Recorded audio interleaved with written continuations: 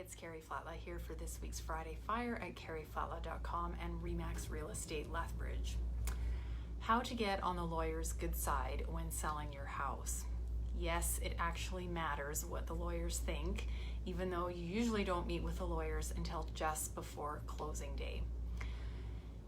Last week, we talked about getting the house ready for listing and all of the extra things that Karri Flatla & Associates do to make sure that you are comfortable before you go on the market with how your house is going to be positioned to all of those buyers out there in the real estate market. But something that doesn't get enough attention is this piece of paper right here. It'll be backwards because of the camera. Your real property report comes in a gray folder, and when you bought your house, you should have received this when you met with the lawyer to sign the land transfer. Now, this is done by a surveyor, and it opens up and it's a nice big drawing of the boundaries of your lot and where your house and other structures are on the lot. And one thing that causes great pain and often litigation in real estate transactions is this. When this is not accurate, up to date, and in compliance. Or when we have surprises at closing because of those issues. So part of what we do in getting you ready, because remember last week I said, telling a homeowner, call me when you're ready to list, is not providing appropriate service. Rather, what I say is, where is your real property report? After you give me a tour of your house, do you have your real property report? Where is it? I want to look at it. And there should be a City of Lethbridge compliance letter attached to it. Now, it makes me happy when a homeowner goes, yes, I remember getting that and I will find it for you. It makes me concerned when a homeowner says, I don't know what you're talking about. But it makes the lawyers even more concerned when it's a week before closing day and nobody can find this, or the one that you have on file has never been looked at by your realtor and nobody has any idea if it's accurate or current to the state of your property. Now, what do I mean by that? Often when people buy a home, they live there for a long time and they make changes to their property, such as building a fence if you bought a builder home, such as building a garage if there was no garage when you bought your home, such as putting a giant shed in the backyard. All of these things can happen over the life of owning a property. If you do those things and you don't update your real property report and get a new compliance letter from the City of Lethbridge, when you go to sell your house and you get an accepted offer, it goes final, closing day's coming up, you're finally going to get paid for your house. Ta-da! The lawyer's going to start asking about this and where is it, or if you do have it, why is it out of date? How come the deck, the shed, the garage, the fence, and all these other things aren't properly marked on here? So now we have a problem. And when the buyer's lawyer sits down with the buyer, they will go over your real property report, and hopefully they'll say, does this accurately convey everything that you saw on the property when you viewed the house? Was there a garage in the backyard? Okay, yep, that's on the RPR.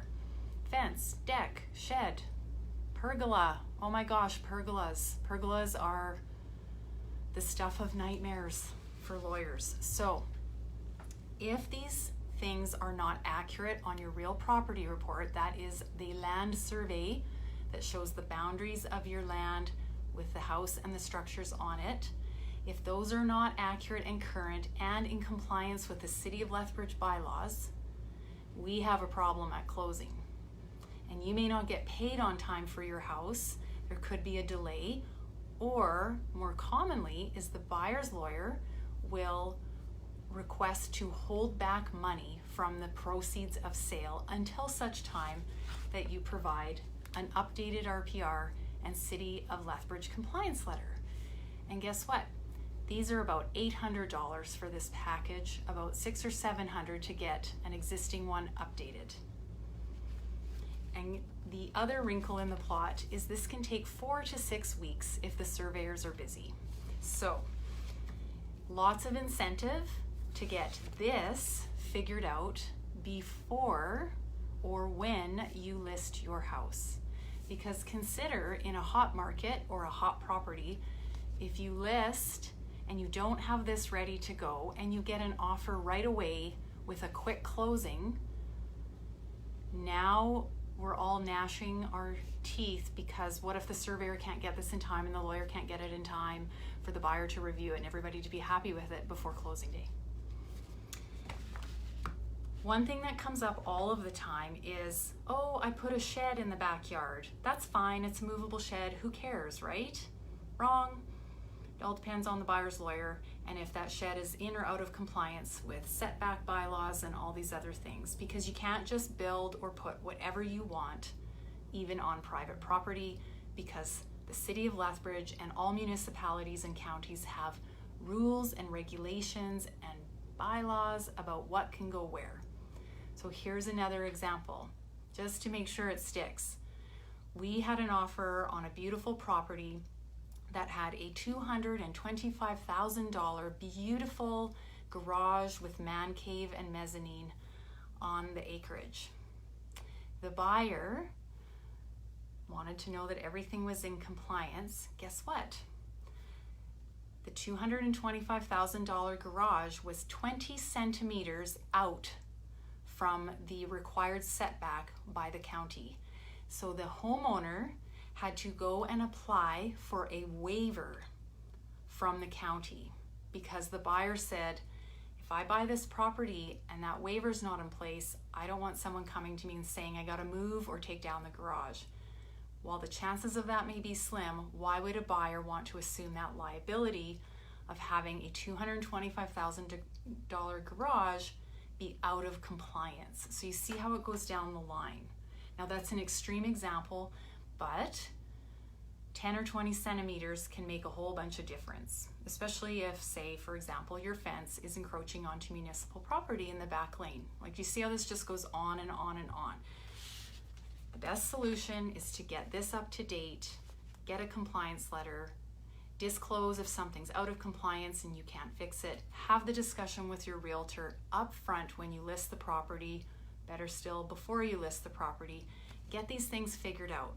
If a realtor says to you, well, we'll just let the lawyers fight it out at closing if there's an RPR issue, we don't need to worry about that. Does that make you feel like you can sleep at night after you get an offer? So these things can be very costly in terms of litigation, holdbacks, and delays at closing. So when I come to see your house or when we sit down to talk about listing, I'm going to ask you for your real property report. And those are all the reasons why. If you have any questions, give me a call, 382-7335, or you can visit us at karriflatla.com. It's a beautiful weekend. Make it a good one, and we'll see you for next Friday Fire. Have a great evening. Bye-bye.